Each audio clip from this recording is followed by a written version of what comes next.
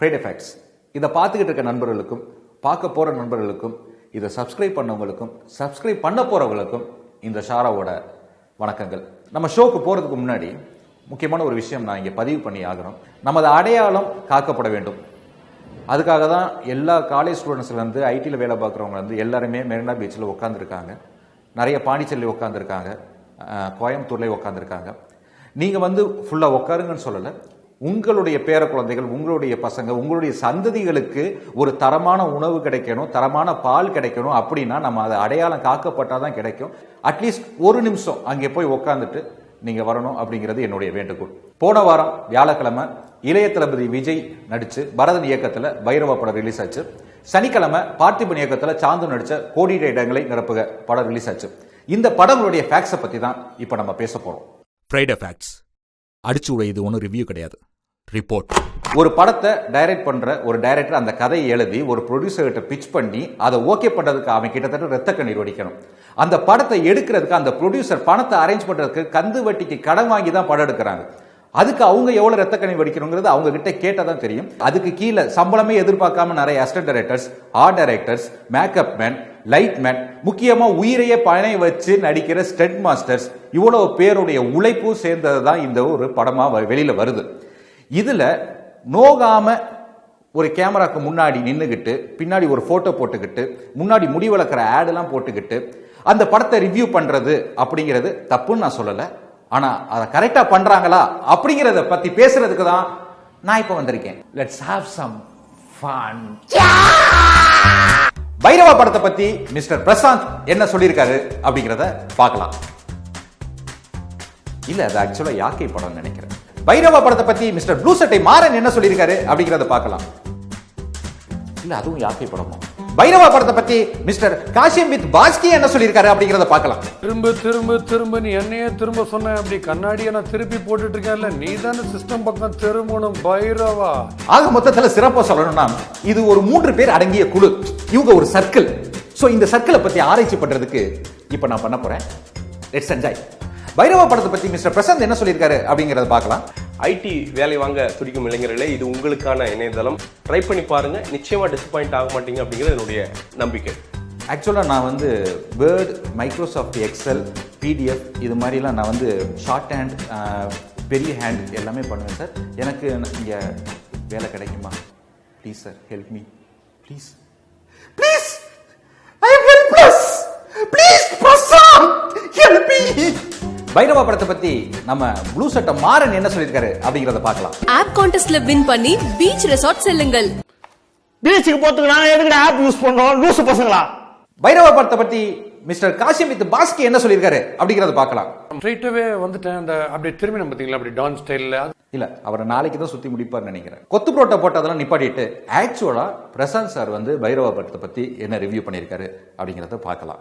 இதுல வந்து டைரக்டருக்கோ நடிகருக்கோ யாருக்குமே எனக்கு பர்சனல் பஞ்சாயத்து கிடையாது. இல்ல பண்ணி தான் பாருங்களேன். உண்மையை எடுத்து முன்னாடி வைக்கிறேன். சிறப்பு. அதற்கு மீறி வந்து தூற்றல்கள், இந்த ஆசிட் அடிச்சிருவேன், லாரி ஏற்றி கொள்ளுவேன், இதெல்லாம் இருந்ததுன்னா நோ இஷ்யூஸ். உலகத்தில் இது மாதிரி ஒரு பிறவி கிடைக்கவே கிடைக்காது. கஷ்டம். நீங்க தானே என்னை வளர்த்து விட்டீங்க. ஸோ நீங்க பேசுறதுல வந்து ஒரு பிரச்சனையும் கிடையாது அப்படின்னு சொல்லிக்கிற விரும்புறேன். முதல் பாசிட்டிவ் அப்படிங்கிறது வந்து கண்டிப்பா படத்துல வந்து விஜய் தான் அப்படின்னு சொல்ல. ஆமா, கரெக்ட் தான். படத்துடைய 2வது வாழ்த்து அப்படிங்கிறது வந்து டைரக்டர் பரதனுக்கு போகணும். அவரே சொல்லிட்டாருல்ல. எக்ஸிகியூஷன்ல தான் வந்து இங்க பெருசா வந்து கோட்டை விட்டுறாங்க. நான் சொன்னேன்ல, எக்ஸிகியூஷன் பத்தல. ஒரு படத்தை எப்படி எடுக்கணும்னு ஒரு 9 ஃபார்முலா இருக்குங்க. அந்த ஃபார்முலா படி தான் அவங்க எழுதியிருக்காங்க. நீங்க எங்கேயும் போய் தேட வேணாம், அடுத்த வீடியோல அவங்களே ஆட் கொடுப்பாங்க. படத்தினுடைய நெகட்டிவ், கீர்த்தி சுரேஷ் வந்து ரொம்ப கொஞ்சமா யூஸ் பண்ணிருக்காங்க. ஏன் சார் யூஸ் பண்ணல? வரதன் சார் ஏன் யூஸ் பண்ணல பாருங்க, கேட்கிறார். மைனஸ் சொல்லிட்டார் சார். ஏன் சார் யூஸ் பண்ணல? சோ ஆப்வியஸ்லி வந்து என்னன்னா அந்த பஞ்ச் கிடையாது. பஞ்ச் பத்தல. According to the books of execution mister Prasad என்ன சொல்லியிருக்காரு அப்படின்னா, இந்த படத்துல பிளஸ் அப்படின்னா விஜய் அண்ட் பரதன். இந்த படத்தோட மைனஸ் அப்படின்னா பரதனுக்கு கதை சொல்ல தெரியுது, ஆனா எக்ஸிகியூஷன் பண்ணவே தெரியல அப்படிங்கிறாரு. இன்னொரு மைனஸ், விஜய்க்கு கதை செலக்ட் பண்ண தெரியல அப்படின்னு சொல்லியிருக்காரு. இன்னொரு ஒரு விஷயம் சொல்லியிருக்காரு, இந்த படத்தை ஃபேமிலியோட போய் என்டர்டைன் பண்ணலாம் அப்படின்னு சொல்லியிருக்காரு. அதே சமயம் இன்னொன்னு சொல்லியிருக்காரு, எங்களை மாதிரி ஆளுகளுக்கெல்லாம், முக்கியமா வெட்டியா இருக்க எங்களை மாதிரி பசங்களுக்கெல்லாம் இந்த படத்தை போய் பார்த்தா டிசப்பாயின்மெண்ட் வரும் அப்படிங்கிறார். ஆக மொத்தத்துல இந்த படம் நல்லா இருக்கா நல்லா இல்லையா அப்படிங்கறத பத்தி மிஸ்டர் பிரசாந்த் என்ன சொல்லியிருக்காரு அப்படின்னா, பயந்துட்டே குமார், தியாகம் தான் உன்னை உயர்த்தும், பயப்படாத. ஒரு 5க்கு வந்து 2.75 மார்க்கள் வந்து தருவேன். 2.75 அப்பா 2.75 நான் எப்படி டாக்டர் ஆவேன்? பைரவா படத்தை பத்தி மிஸ்டர் ப்ளூ சட்டை மாறன் என்ன சொல்லியிருக்காரு அப்படிங்கறத பார்க்கலாம். படம் பார்க்குற சுவாரஸ்யமே இருக்க மாட்டேங்குது. விஜய் என்ன தொடர்ந்து இதே மாதிரி படங்கள்லாம் நடிப்பாரா? பொதுவா தன்னை அறிதல் அப்படின்னு தமிழ்ல ஒரு அழகான வார்த்தை உள்ளது. தலை கூட எண்ணெய் அறிதல் அப்படின்னு ஒரு படம் பண்ணியிருக்காரு. தன்னை அறிதல் அப்படின்னா தனக்கு என்ன வரும், எது பண்ணா ஆடியன்ஸ்க்கு பிடிக்குது அப்படிங்கிற ஒரு விஷயத்தை அறியறது தான். அந்த அறிஞ்சுதான் ஒரு மனுஷன் 25 வருஷமா படத்தில் நடிச்சுக்கிட்டு இருக்காரு.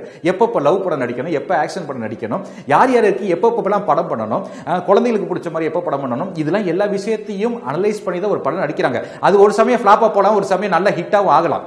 அது ஒரு இஷ்யூ கிடையாது. ஆனா நீங்க இது மாதிரி தான் படம் பண்ணணும், ஒரு அப்போகாலிப்டோ மாதிரி ஒரு படம் பண்ணுங்க, ஒரு இன்டர்ஸ்டெல்லர் மாதிரி ஒரு படம் பண்ணுங்க, தயவு செஞ்சு யாரும் அட்வைஸ் கொடுக்காதீங்க. அப்படி கொடுக்காத நீங்க நடிங்க, டான்ஸ் ஆடுங்க. இப்படி முடியுமா? முடியாதுல்ல, போங்க. அப்புறம் வெரைட்டியாவே நடிக்க மாட்டாரா? பொதுவா பாத்தீங்கன்னா, வழக்கமா பாத்தீங்கன்னா இந்த விஜய் அந்த ஈரம் வாங்கினா எங்களுக்கு தெரியும். முதல்ல நீங்க தொப்பை நேரா நேரா நேரா தலைய ஸ்டெடியா ஓகேவா?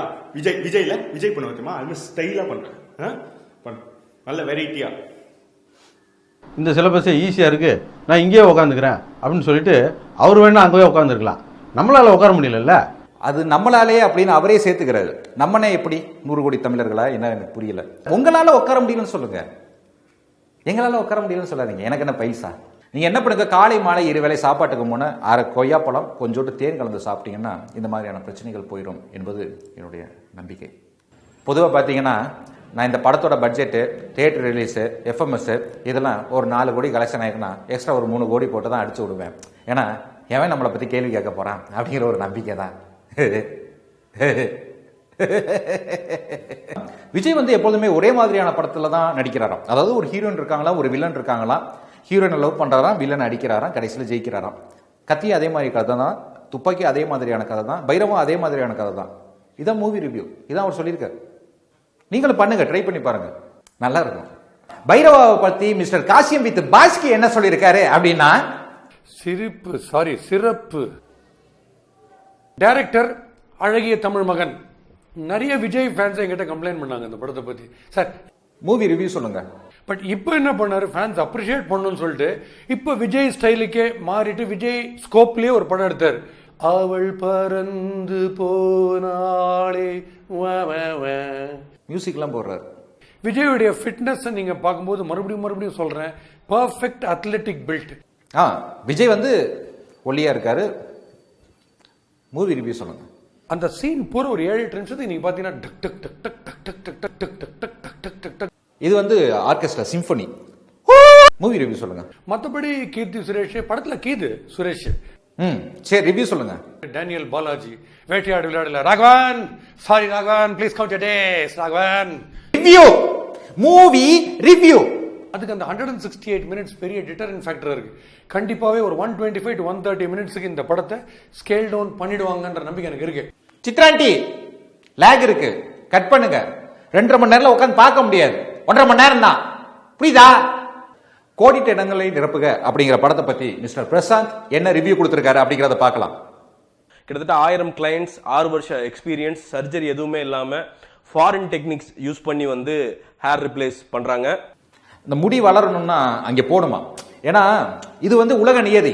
அதாவது கோடியா வச்சிருக்கவன் கோக்கு விளம்பரம் பண்றான், ஒரு 4 லட்சம் 5 லட்சம் வியூ வச்சிருக்கவன் முடி வளர்க்கறத பத்தில விளம்பரம் பண்றான். பொதுவா என்னுடைய அட்வைஸ் என்ன அப்படின்னா, ஒரு விளம்பரம் பண்ணா அந்த விளம்பரம் தகுதியான விளம்பரமா அப்படிங்கறத பார்த்து பண்ணுங்க. ஏன்னா அதை பார்த்து ஒரு 6 லட்சம் பேர் உங்க ஷோவை பாக்குறாங்க. ஸோ அவங்களுக்கு தகுந்த மரியாதையை கொடுக்கணும் அப்படிங்கிறது என்னுடைய வேண்டுகோள். கோடிட்ட இடங்களை நிரப்புக படத்தை பத்தி இவங்க சொன்னது என்ன, பொதுவாக ஒரு சொன்ன ஃபேக்ட் என்ன அப்படின்னு பார்த்தா, படம் செவ்வாய் இழுக்குது, அதுக்கான ரீசனை கடைசியா மிஸ்டர் பார்த்திபன் ஃபில் பண்ணியிருக்காரு. அதுதான் கோடிட்ட இடங்களை நிரப்புக அப்படின்னு மிஸ்டர் பிரசாந்த் சொல்லியிருக்காரு. மிஸ்டர் மாறன் என்ன சொல்லியிருக்காரு அப்படின்னா, வழக்கம் போல இந்த படத்துல எதுவுமே இல்லை, இதெல்லாம் ஒரு படமா அப்படிங்கிற மாதிரி சொல்லிட்டாரு. சோ 3 பேர் ரிவ்யூ பண்ற படத்துல 2 பேருமே மாறுபட்ட கருத்தை சொல்லியிருக்காங்க.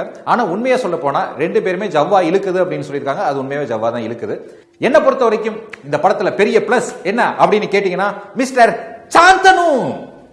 எஸ், இந்த படத்திற்கு என்னுடைய மார்க் அப்படிங்கிறது வந்து கண்டிப்பா 5க்கு வந்து ஒரு 2.75 மார்க் வந்து தருவேன்.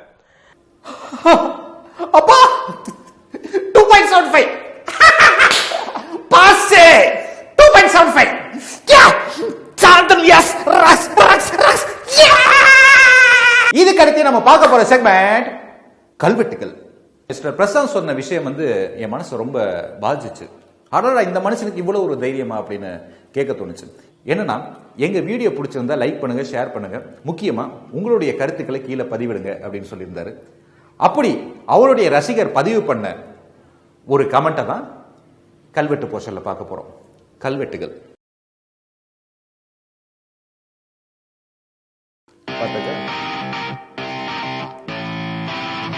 சம்பவம் அப்படின்னு ஒண்ணு இருக்கு. அதை செஞ்சா சிறப்பா செய்யணும் அப்படின்னு எங்க அப்பா அடிக்கடி சொல்வாரு. அப்படிப்பட்ட ஒரு சம்பவம் தான் இப்ப நடந்தேறியது. பைரவா படத்தை பத்தி ஆன்லைன் ரிவ்யூல எவ்வளவு மார்க்ஸ் கொடுத்திருக்காங்க, என்னென்ன ரிவ்யூ கொடுத்திருக்காங்க அப்படிங்கறத பத்தி நம்ம இப்ப பார்க்க போறோம். Behind Woods 2.25, India glitz 2.5, Galatta 3.4, movie buff 3.5, the Hindu 2 marks, the New Indian Express 3.4, Times of India 2.5. மொத்தத்தில் ஆன்லைன் ரிவ்யூவில் எல்லாருமே சொல்லியிருக்கிறது, விஜய் ஒன் மேனா இந்த படத்தை, கிட்டத்தட்ட ஒன் மேன் ஷோவா இந்த படத்தை கொஞ்சம் தூக்கி கொண்டு போயிருக்காரு அப்படின்னு சொல்லியிருக்காங்க. இந்த படத்தோட ரிசல்ட் ஓவராலாக பார்க்கும்போது பிலோ ஆவரேஜ் மூவியாக தான் வந்திருக்கு. கோடிட்ட இடங்களை நிரப்புக படத்தை பற்றி ஆன்லைன் ரிவ்யூவில் எவ்வளோ மார்க்ஸ் வந்திருக்கு, என்னென்ன ரிவ்யூ வந்திருக்கு அப்படிங்கிறத பார்க்க போகிறோம். பிஹைண்ட் வுட்ஸ் 2.0, இந்தியா கிளிட்ஸ் 2.8, கலாட்டா சினிமா 2.9, மூவி பஃப் 0.5. மற்ற மேகசின்ஸ் எல்லாமே என்ன சொல்லியிருக்காங்க, எல்லா மேகசின்ஸுமே கிட்டத்தட்ட ஒரே ஒரு விஷயத்தை கோடிட்டு சொல்லியிருக்காங்க. என்னன்னா, கோடிட்ட இடங்களை நிரப்புக இந்த படத்துல பார்த்திபன் நிரப்பாம நிறைய விஷயத்தை விட்டுட்டார் அப்படிங்கிறதான் எல்லா மேகசின்ஸுமே சொல்லியிருக்க ஒரு விஷயம். கோடிட்ட இடங்களை நிரப்புக ஒரு பிலோ ஆவரேஜ் மூவியா தான் வந்திருக்கு. பைரவா படத்தோட பட்ஜெட் 75 கோடி. தமிழ்நாடு தியேட்டர் ரைட்ஸை வந்து ஸ்ரீ கிரீன் ப்ரொடக்ஷன் வாங்கியிருக்காங்க 45 கோடி. எஃப்எம்எஸ் அருண் பாண்டியன் வாங்கியிருக்காரு 15 கோடி. கேரளா ரைட்ஸ் 5 கோடியே 30 லட்சம். கர்நாடகா ரைட்ஸ் 2 கோடியே 40 லட்சம். நார்த் இந்தியா ரைட்ஸ் 5 கோடியே 25 லட்சம். தெலுங்கு ரைட்ஸ் 3 கோடி. ஆடியோ லஹாரி மியூசிக் வாங்கியிருக்காங்க 75 லட்சம். சேட்டலைட் ரைட்ஸ் சன் டிவி வாங்கியிருக்காங்க 17 கோடி. படத்தோட டிஸ்ட்ரிபியூஷன் எவ்வளவு போயிருக்கு அப்படின்னு பாத்தீங்கன்னா 48 கோடியே 35 லட்சத்துக்கு போயிருக்கு. டோட்டலா பாத்தீங்கன்னா 34 கோடியே 63,50,000 ரூபாய் வசூல் பண்ணிருக்கு. டிஸ்ட்ரிபியூஷன் ரைட்ஸ் 48 கோடி, அதுல 40% கமிஷன் இருக்கிறதுனால இந்த படம் ப்ரொடியூசருக்கு லாபமா இருந்தாலும் டிஸ்ட்ரிபியூட்டருக்கு நஷ்டமான ஒரு படம் தான். கோடிட்ட இடங்களை நிரப்புக படம் வியாபார ரீதியா லாபமா நஷ்டமா அப்படிங்கிறத பார்க்க போறோம். இதோடைய பட்ஜெட் 3.5 கோடி. இது வந்து பார்த்திபன் சார் ஓனர் ரிலீஸ் பண்ண படம். பெருசா நிறைய தியேட்டர்லாம் ரிலீஸ் ஆகல, ஒரு 150 ஒரு 200 ஸ்கிரீன்ல ரிலீஸ் ஆயிருக்கு. படம் வியாபார ரீதியா நஷ்டமான படம் தான். ஸோ பைரவா படத்தையும் கோடிட்ட இடங்களை நிரப்புக படத்தையும் எல்லா ரிவ்யூவர்ஸும் ரிவ்யூ பண்ணியிருந்தாங்க. அதில் எல்லாரும் எந்த வகையில் ரிவ்யூ பண்ணியிருந்தாங்க அப்படின்னு பார்க்கும்போது, ஓகே எல்லாரும் பேட்னு சொல்ல முடியாது, ஆவரேஜ்னு சொல்லலாம். ப்ளூ சட்டையை தவிர. ப்ளூ சட்டை வந்து ஒரு டெம்ப்ளேட்னு ஒன்று வச்சிருக்காரு. அதாவது எந்த படம் வந்தாலும் அது படத்தை பற்றி பார்க்கவே வேணாம்.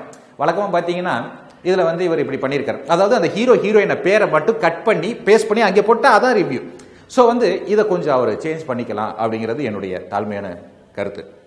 ஒரு மூவியை ரிவ்யூ பண்றது அப்படிங்கிறது வந்து அவ்வளவு ஈஸியான வேலை இல்லை அப்படிங்கிறது எனக்கு தெரியும். ஃபர்ஸ்ட் ஷோ போய் நீங்க பார்க்கணும். அது அறுவையா இருந்தாலும் சரி, நல்ல படமா இருந்தாலும் சரி, அதை பார்த்துட்டு உடனே நான் தான் ஃபர்ஸ்ட் ரிவ்யூ போடுவேன் அப்படின்னு நியூஸ் சேனல் மாதிரி நீங்க ரிவ்யூ போடுறீங்க. அதுல எவ்வளவு எஃபெக்ட் போடுறீங்க அப்படிங்கிற விஷயம்லாம் எங்களுக்கு தெரியுது. ஆனா நீங்க படுற கஷ்டத்தை விட 100 மடங்கு கஷ்டத்தை ஒரு படத்தோட இயக்குனரும் தயாரிப்பாளரும் நடிகரும் நடிகைகளும் சக டெக்னீஷியன்ஸும் பட்டுக்கிட்டு இருக்காங்க. பல பேரோட உழைப்பு அதுல இருக்கு.